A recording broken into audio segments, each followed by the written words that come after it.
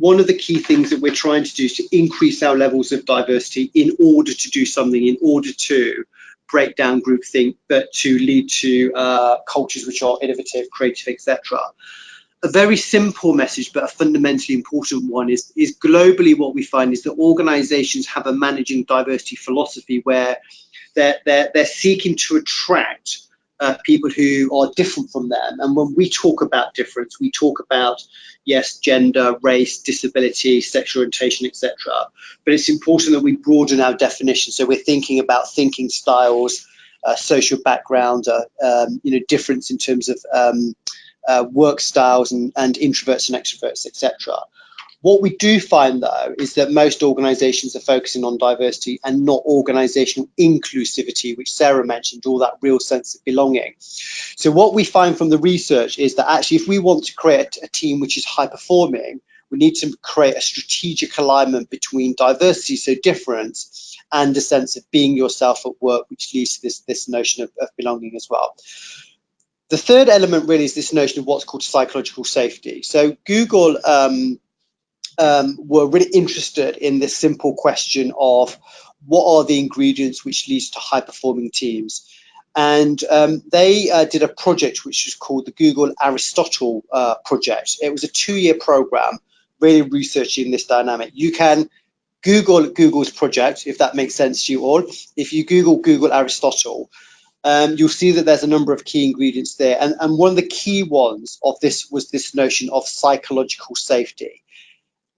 How can we ensure that people who are different from the dominant culture enter the world of work where they feel safe, where they can project a sense of vulnerability and enter the world of work in terms of bringing their full self to work and the rest of it.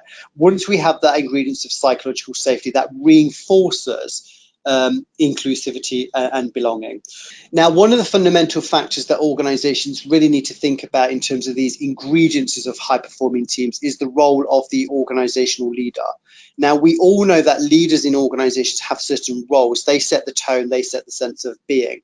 Now, current styles of leadership are essentially not fit for purpose in the way that the modern world works. So the current style of leadership still is about command and control, leader knows best, the leader being that very individual figure. And also we know that current styles of leadership are very male and masculine in their tone. So we need to move away from that and move much more towards the notion of inclusive leadership, which we'll define later in the webinar, but that's much more around collaboration and connecting with difference in our team. So I think that's probably just useful just for a bit of scene setting in terms of why we're having conversations around diversity and inclusion in the first place.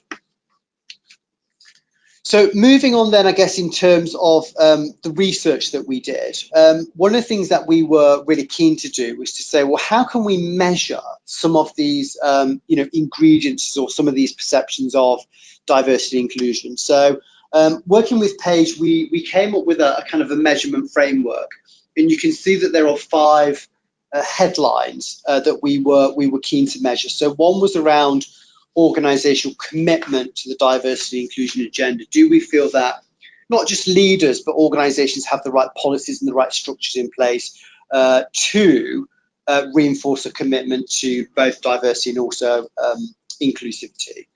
The second one was around inclusive talent. So what are organizations actually doing in relation to attracting people who are different from their dominant culture?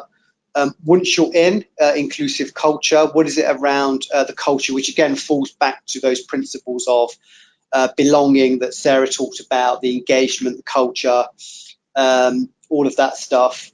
We wanted to measure perceptions of inclusive leadership. And then the final principle was organizational connectivity. So what I'll do now is I'll just give you some insight into some of the research findings under each of those 5 areas.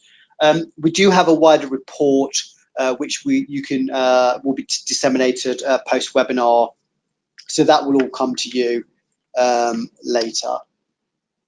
So let's start with the first area of commitment. I think this is particularly interesting actually. So we obviously asked a whole bunch of questions, but some of the ones which I guess struck me when we were looking at the data was around do those 2,000 people that Sarah mentioned in terms of the survey responses, do they think that or perceive that diversity inclusion is seen as a priority where they work.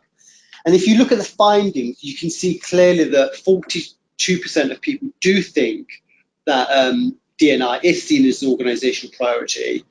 We have a respondents there of 19% of people saying that they disagree. And I think what I'd encourage you all to do is think about that number of 19%.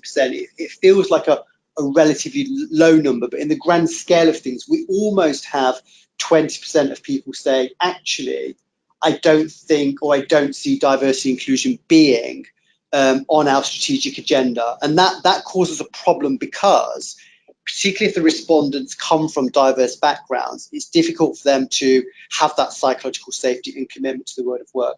I think what's more interesting, actually, is this kind of middle ground box, the kind of 39%, almost 40% of people really neither agreeing nor disagreeing. And I guess we could interpret that in a number of ways, but one way to interpret that would be people saying, I'm not sure, or I'm not convinced it is.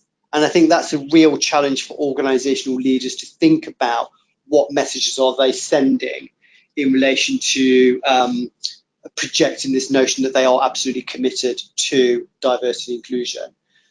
Obviously, under commitment is that role of the leader. So we wanted to ask a specific question around leadership behavior and how leaders act and champion both diversity and this sense of inclusivity and belonging.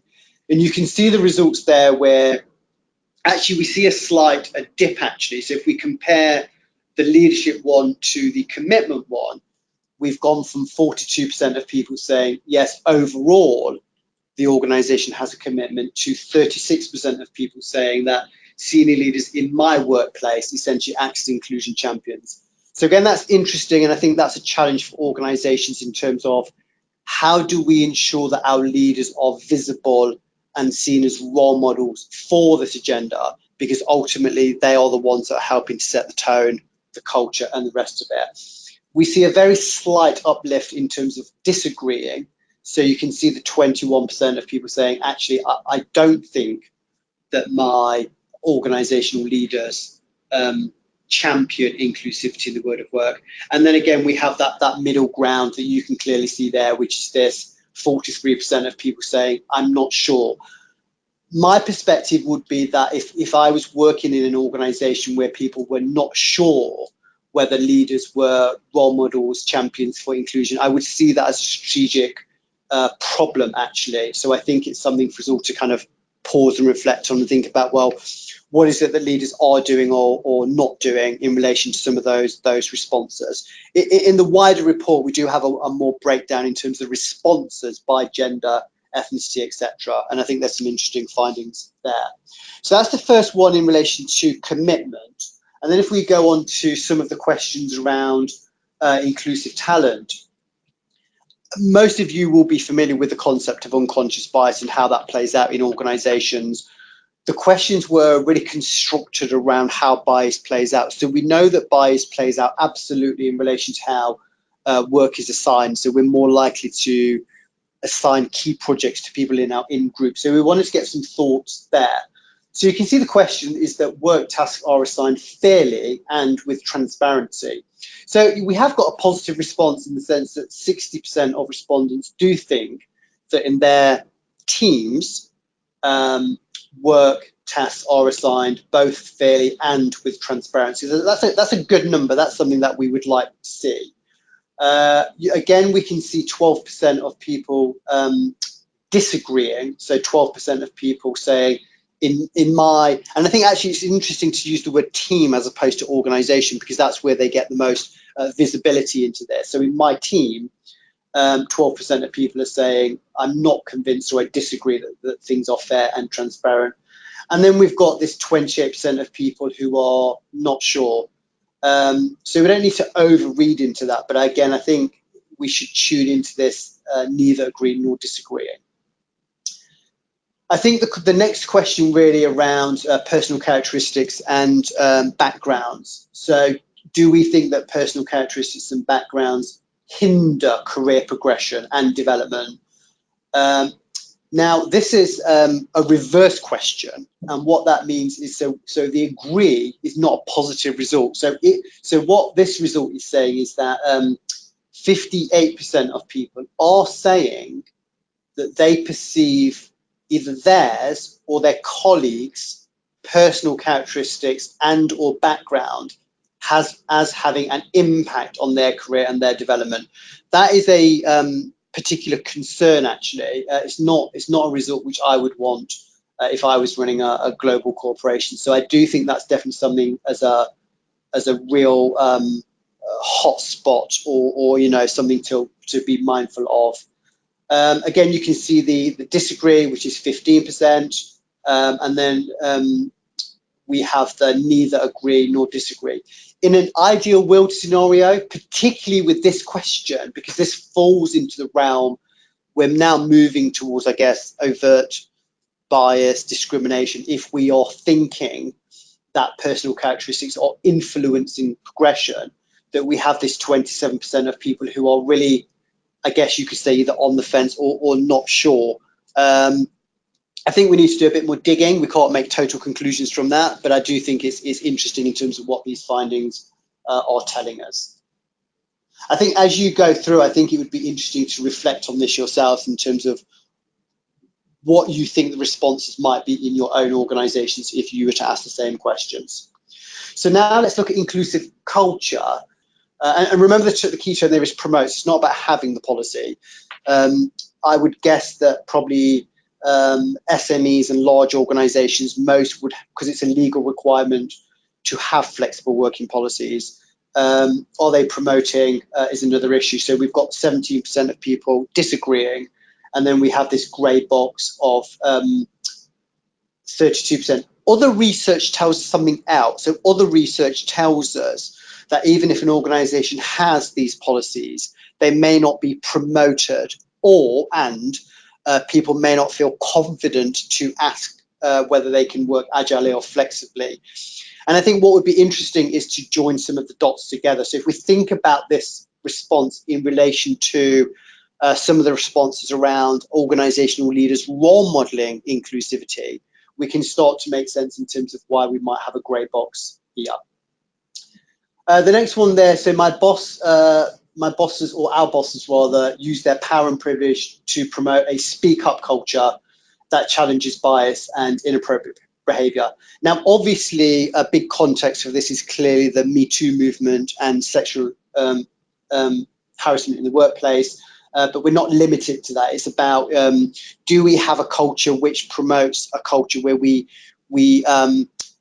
see things, or managers see things and hear things and turn a blind eye. Recently, actually, there was an interesting article in the Harvard Business Review around what they called the integrity gap with organizational leaders. And the integrity gap is where we see behaviors which don't align to our personal values or don't align to organizational values, but we don't do anything. And that's what this question is really getting at. And again, you can see the results there. Positive, again, is that, we have 42% there saying that our bosses do use their power and they do use their privilege to promote a speak up culture, and therefore they do challenge. So that's a good result. That's a result that we would like to see. I'm disappointed but not surprised with the disagree. And actually, if you look at the questions and the responses to questions across the various themes, this was one of the questions that scored the highest on the disagree. So this is one of the questions where people are clearly far less convinced that their leaders step up to the plate. So we've got almost 30% of people suggesting that managers don't promote a speak up culture, and the implication of that is that they allow behaviors which may not align to values to be go on unchallenged, essentially. And then again, you can clearly see the results there in relation to the neither agreeing nor the disagreeing, that 39%. And again, that's a bit of a worry, particularly around this question, because what we're trying to do is have an organization which promotes those values of engagement, belonging, psychological safety, etc. And this question is hinting that some people are concerned that those things are not in place. So I think some work to be done there. Inclusive leadership. So our senior leaders live and breathe inclusivity by ensuring that their behaviours align to our company's stated values. So a follow-up from the following question. You can see it's self-explanatory, but 38% agreeing that leaders do that. Fairly positive result. Again, 21%. So, you know, almost 20% or just above 20% of people are saying actually organizational leaders do not live and breathe inclusivity by aligning their behaviors to values. And that would fall back into this notion of what we call the integrity gap, where leaders are just not living this out. And I think that's particularly problematic because leaders are the ones that set the tone, set the culture of the places where we all work. And then again, you can see the neither agree nor disagree, which is at 41%. So some interesting results there. And then we wanted to ask a particular question around psychological safety. So our leaders generate psychological safety by making it safe to be your true self at work. And that falls into those notion of authenticity. So again, 44%, that's a good result, a fairly good result. And then we have the disagree, which is 17, and the neither, 38. So again, you can see the results there. And then the final theme was around connectivity. So I work in a culture that champions the ideas of individuals who think differently. So we have the agree there, which is 47%, disagree, which is verging towards 20%, and then neither agree nor disagree. And then I work in a culture that doesn't get hung up on hierarchy. And that question is designed around inclusive leadership, so it doesn't get hung up on hierarchy, but builds is building relationships with colleagues from all parts of the business. So agree, almost half, disagree, 21%, and then neither at that 30% there. So some fairly mixed responses there around organizational connectivity. So conscious that we've given you some of the key headlines from the report and the research. Obviously, you can have more details about this once you read the report, but there are some of the things that stand out for us. Now we're going to the first poll question, so it gives you an opportunity to do a bit of pausing and reflecting. So the poll question, as you can see on the screen, is this. So what is the biggest challenge that you face in your organisation for creating an inclusive culture? So I think the poll's coming up in a second. Just select the 1 to 5. So do you think the biggest challenge is, as you can see, lack of commitment, problems with diversity in teams, some of the stuff we've talked about in terms of culture, leadership, or lack of connectivity? So give you 20 seconds or so just to, you know, write your responses to the poll. Just in terms of some of the results, just to share with you, we have about 24% of people saying that organizational culture is a big challenge, and almost similar numbers. Actually, just jumped up a percentage. 25% of people saying organizational culture.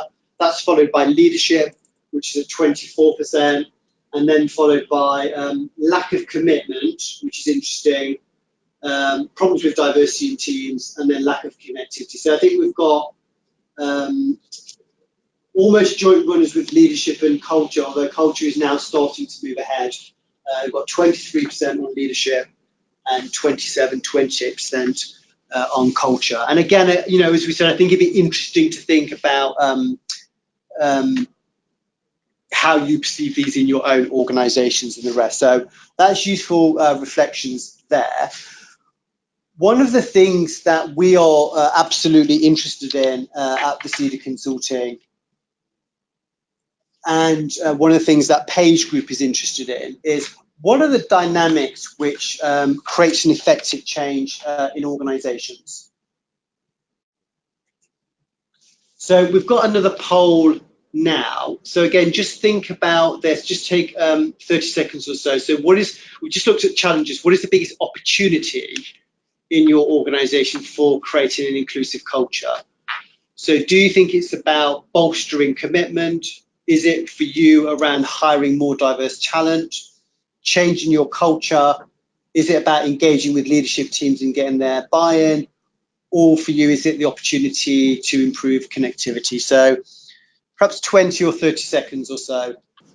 Okay, we have some interesting responses coming in. Not surprised necessarily, but actually we've got a slight inverse. A lot of you are saying, so what, 31% saying that it's really about leadership and getting that leadership, buy-in into this agenda. So that's what we found in terms of our research, and it's interesting to get your thoughts. Let's move on now, because I think one of the things that we are really keen to focus on is, well, I experience all the time that organizations are doing a lot of activity on diversity and inclusion, but quite frankly, we see not much changing. And I suppose we have to ask ourselves a fundamental question why that is.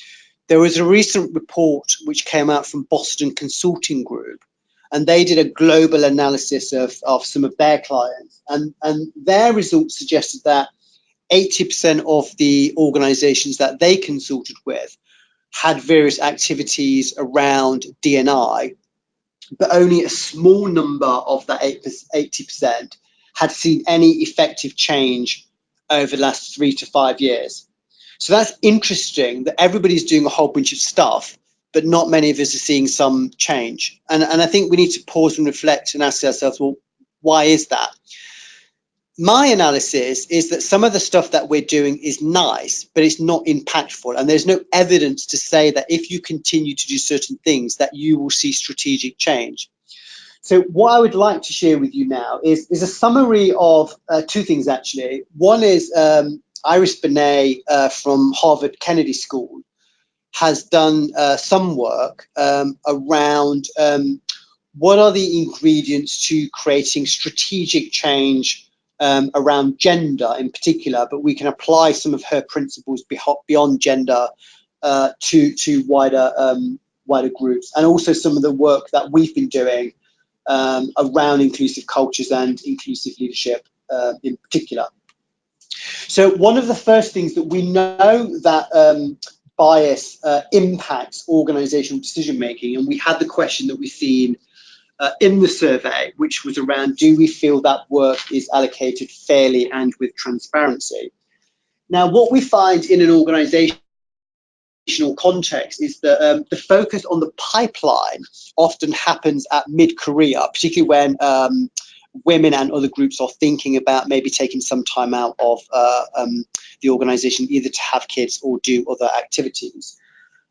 What we know is that when we focus on making sure that work is allocated mid-career, it is far too late. And what the research is saying is something very, very simple, is what we need to do is when talent enters the organization early careers, we need to be mindful that projects are allocated fairly and without bias in somebody's early career. So we're building skills and competencies early on within their kind of career framework. So allocating work fairly but early has shown to have a positive impact in terms of people feel confident to return to work if they leave work, or if people don't leave work, that their chances of being promoted are much fairer. So for all of you, one of the things I'd ask you to think about is using metrics to think about how you can measure work allocation. The second thing is the principle of amplification. So very simply, amplification was developed in the White House under Barack Obama. I'm sure most of you are familiar with that. The basic deal is we all know the classic scenario where men and women are in a meeting room, a female makes a suggestion, it's not picked up, and then a guy makes a similar suggestion, and hey, that's amazing. So what the women started to do under the Barack Obama administration was informally collude together. So if a female made a suggestion and it was a good one, other colleagues would jump on that straight away and say, hey, Jane, that was a great idea. Let's take this offline, etc. And then they formalize the process by emailing each other after the meeting. Essentially, what that's about is giving voice to difference with the ideas. Now, we can apply the principle of amplification to all social groups.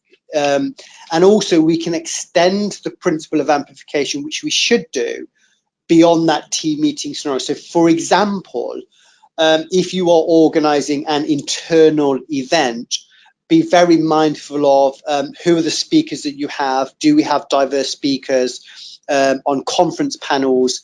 if you are, depending on which sector you are working in, if you are putting a client pitch together or a pitch team, making sure that that team is diverse in makeup and making sure that the people who get to do the presentation to the client represents diversity. So what it's about is literally giving voice to difference. And we do know that what amplification is designed to do, it's designed to give voice to difference, but also it starts to role model the ideas of people who might not fit into that dominant culture. So amplification is something that I would encourage you to reflect on. Again, just an opportunity there, keep using the chat box function at the moment. We'll do a pause and reflect in a second just to see if we've got any questions which are coming in, just to give us an opportunity to respond to any immediate ones. Just in the meantime, some of the other things to think about is leadership. So we know that leadership matters on two levels. One, we know that what leaders do is they create a shadow, they create a tone. And we know that essentially current styles of leadership are not really fit for purpose in the way that the modern world is working. So we really need to move towards a new style of leadership, which is based on the principles of inclusive leadership. And so I'll just run through with you some of those principles. So we at Vercida Consulting have done a 2-year project really looking at, well, two things. What are the principles of inclusive leadership? But more importantly, what are the behaviors of inclusive leaders? So we can send you this post-webinar in terms of our report, but there are 6 key features. One is inspire.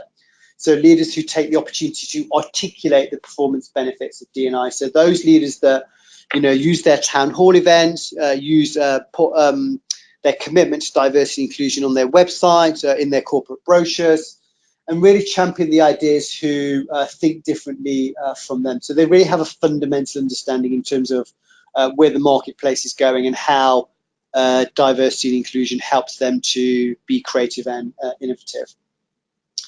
I've mentioned a couple of times integrity and this integrity gap that leaders have.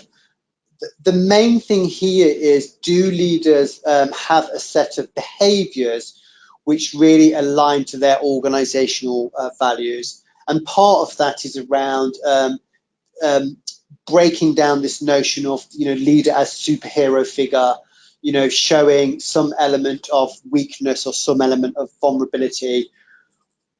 One of the fundamental tenets of integrity, which Sarah talked about at the opening of the webinar, is trust. There is no integrity without trust, and there is no inclusive leadership without trust also. So building trust is important, and one of the ways you can do that is to speak up and challenge bias across decision-making areas and some of those inappropriate behaviors that we may see within organizations.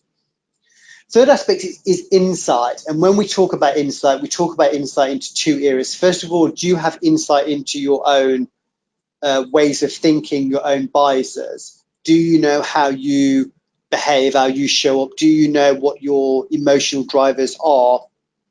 But also, do you have insight into difference? Do you have insight into the experiences, the thoughts of people in your teams who are essentially different from you?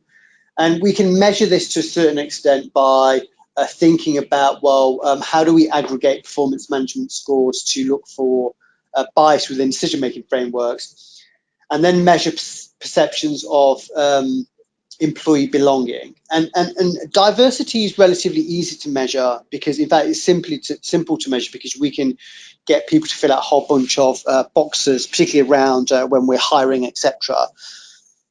Belonging feels like a more nebulous concept, but actually we can measure belonging. And the classic way of doing that is through things like employee engagement surveys. So there are simple questions such as, do you feel that your voice is heard by your manager?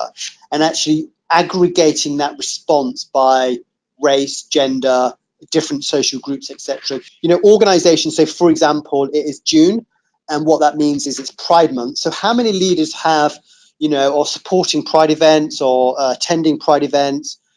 In the UK, in October, it's Black History Month. How many of us show up and support some of those, whether it's a lunch and learn or other activities which happen, or support various kind of calendar days such as International Women's Day mental health, International Day of Disabilities and Mental Health Day, etc. So I think really supporting those events goes a long way to building trust and the rest of it. Individuate is essentially psychobabble for saying, to what extent do we break down our biases and not lump groups together and simply get to know our colleagues on an individual level? And that's important because we have a natural tendency to generalize as leaders. We generally say, well, all women post childcare want X and Y. And actually what we find is that life is clearly much more complex than that. So it's about not lumping people together and getting to know people on an individual level. And then the final principle really is about investment. The ultimate thing that I am interested in is, what do leaders actually do? And we know that leaders who are inclusive, they invest in some of those principles of amplification we've talked about. Lots of organizations do things like mentoring programs. I wouldn't advocate not doing that. But what we have shown from the research from Harvard is that sponsorship is much more effective in terms of not just talent retention, but more importantly, talent progression. Moving women and other groups up that organizational pipeline by having a sponsor, an advocate, etc. Is much more of a proactive approach. And the final principle is simply, what gets measured gets done. So do you have some goal in mind, a set of KPIs in order to move this agenda forward? And then time to reflect, which we'll come back to in a second in terms of questions. And then just wrapping up, some final things that I would say is, firstly, don't try and second guess inclusivity. Be smart. And what we mean by being smart is use people analytics, use data. So we might use data around things like who we're hiring. Do we have a track on who's coming through the hiring process, whether it's applications, shortlisting, interviews, etc. And just as we can do that in the hiring context, we can do it within an organizational context. So I would absolutely be stressing to aggregate, for example, performance management scores. Who's in that high potential box? If you're using the 9-box grid, who's in the top right-hand quadrant based on factors like race and gender, disability, sexual orientation, or even things like introverts and extroverts, really getting some data around the demographics of high potentials. And we've already talked a bit about perceptions of belonging. So really constructing questions around, do you feel your voice is heard? Perceptions of psychological safety, micro behaviors, etc., and how people perceive those playing out based on those characteristics and business units, actually.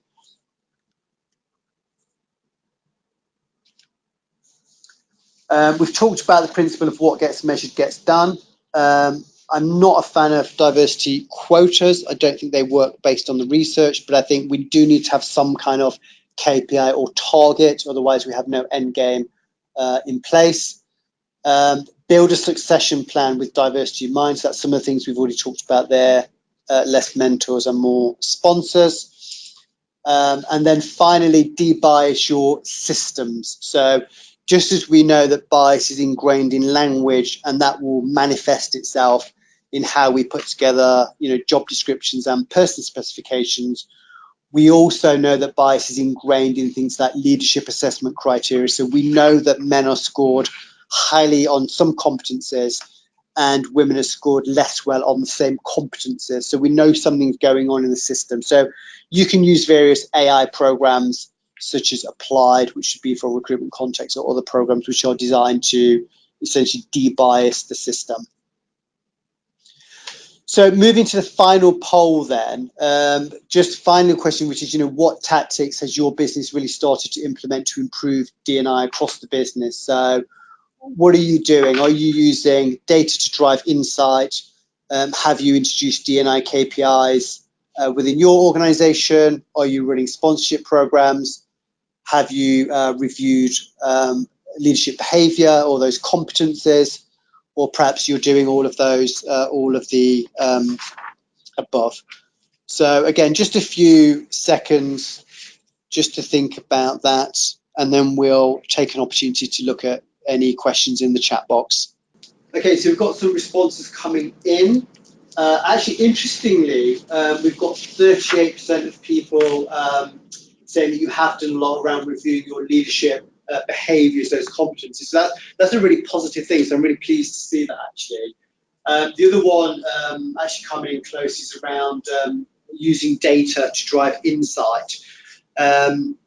That's really great, and I would encourage you to use data around that employee life cycle. Most of us would be using it around recruitment, but I would expect to see a bit more around perhaps performance management areas. So that's really great.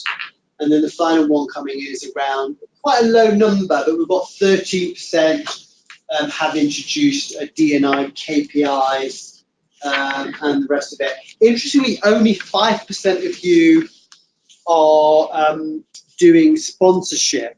So if we'd asked a question, I'm sure we would have seen much more responses around mentoring. I would encourage you to do two things. There's a report by the Centre for Talent and Innovation, who have done a lot of work around the effectiveness of sponsorship. So look at that report, Centre for Talent Innovation. That's quite useful. So they're just the headlines, A, from our report, and B, from the evidence of what works. I'm sure you're all taking lots of notes. We will send you the report. We'll just take 5 minutes now, conscious of time, but we'll just take an opportunity to reflect on any questions which have come through the chat. Yeah, well, as Dan said, we're a bit short on time, so I'm just going to focus on a couple of the questions that have come through, because there have been so many. So the first one from Anna, and she asks about the commitment study. Was it Page only, or did it involve external research? Yeah, good question. So it wasn't, the study was not around the commitment in Page, it was external stakeholders. So the results are not about PageGroup. It's a good question, actually, good clarity question. The results are absolutely not about Page. They're more around responses from the 2,000 respondees that responded to the survey. So they would represent a range of different sectors, essentially across the UK. And the final question from Bhavika, and the question is, I really like the idea of sponsorship, but it can also be seen as favouritism, and it can go wrong. And yeah, the comment was, what are your thoughts on that? Good question. I'm a fan of data, actually. And what I'm interested in is, and I guess you could apply the principle to anything, whether it's sponsorship, mentoring, any kind of program. What I'm interested in is looking for organizational trends and patterns. So first of all, starting with the good stuff, where are organizations doing great around, our hiring process, or where we're doing well around work allocation and the pipeline? We have an evidence-based response that says in our organization at level, whether it's mid-management, senior management, in our organization at level X, we've got some data that says we've got some problem areas. So it's not about it's not about favoritism or anything else. It's simply about kind of leveling up that playing field. I know there are questions around it, but that would be the approach that I would take.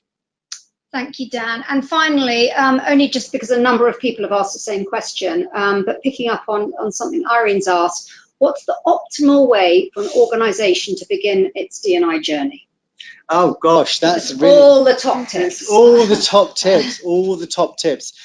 I suppose, first of all, I guess I would say, do you know why you're doing it? Actually, I think let's try and think of 3 to 5 top tips. First of all, a lot of organizations do it because they think they should, or they think it's a compliance thing. I suppose the first thing would be, what is your business case? Why should you promote diversity in your sector? Let's make an assumption, which is we all think it's the right thing to do, which we do. But then the second question is, well, why is it the smart thing to do in my organization or in my sector? So I think that's the first starting point. So everyone's on the same page in terms of knowing the logic why. Now let's separate two things out. Let's separate the D from the I. I think in terms of diversity, which is really about talent attraction, I'd probably go back to the data. I think lots of organizations do stuff and they feel great, but they don't have much impact. So I would go back to the data and say, from my attraction strategy, where am I doing well in terms of attracting, shortlisting, and hiring diverse talent? And first of all, celebrating that success. But then also using the data to say, okay, well, where are the hot spots? And then you can put in some measures to say, well, we're not attracting group X or Y. So that would be useful there. I think moving towards inclusion, I think I would probably look at a couple of things. And, Page have done some great work actually around flexible working, which they call dynamic working actually. And I think the interesting thing around dynamic working or agile working is it's not about women. It's about the organization, and it's about talent, retention, engagement, etc. I think all stakeholders now, regardless of whether we are male or female, different generations, etc., are expecting our organizations to flex up the traditional 9-to-5 model. And when we see models like dynamic working, we do have more impact in terms of talent, engagement, retention, etc. So I would encourage you to think about that as a core ingredient. My fourth point would be, do get a handle on this sense of belonging. And I think we've mentioned the classic engagement survey. The Bank of England did something really interesting, and they slightly rejigged their employee engagement survey and constructed some questions around psychological safety, around micro behaviors, even some tiny things like, do you feel that your voice is heard in that team meeting? So I would use the employee engagement survey approach. Think about the questions you're asking and think about those perceptions of leadership, etc. Because I think actually the results that we've taken you through this afternoon, in many ways, regardless of the results, I see it as positive, because what it's giving us is data. It's telling us where we're doing well around commitment, leadership, etc., but also where do we need to pay our attention. So what we can then do is take that information and build our strategy. So what I would encourage you not to do is build a strategy without information. And the information that you can have to hand is hard data and what we might call soft data, but I would less call it that term, but data from your engagement survey. And the final thing that I would say is all of us are leaders in some shape or form, but if we don't have the buy-in from the top, then it's going to be incredibly difficult. So really engaging our leaders in these principles of inclusive leadership is key. So they would be my 1 to 5 tips. Thank you so much, Dan. Very thought-provoking and fabulous insight, as ever. So thanks to everyone for joining our webinar. We hope you found it useful, and it was an absolute pleasure for us to be able to host it. So just a couple of things. Please make sure you check out our Inclusivity Mapper tool, which is on the Micropage website, and it'll show you how your company scores against the 5 key criteria of D&I, and you can compare to your industry results as well. Also good to mention that we've got a podcast series called Career Chats with interviews with a number of inspirational people, and a couple of the recent ones are Matthew Hoggard, the England cricketer, and also Ruby from the Great British Bake Off. We've got new episodes that will be released very soon, so you can find them by simply searching Career Chats on iTunes or Spotify. And as we mentioned at the beginning, these slides will be circulated after the event, so you'll receive a recording. I'd like to thank Dan again, who's absolutely amazing. I've personally worked with Dan for the last 7 years, and we certainly wouldn't have been able to get to where we are at PageGroup without him. He's got such incredible expertise and insight, as I said before. And thank you to everyone that's also attended the webinar this afternoon. So have a great rest of your afternoon, and many thanks.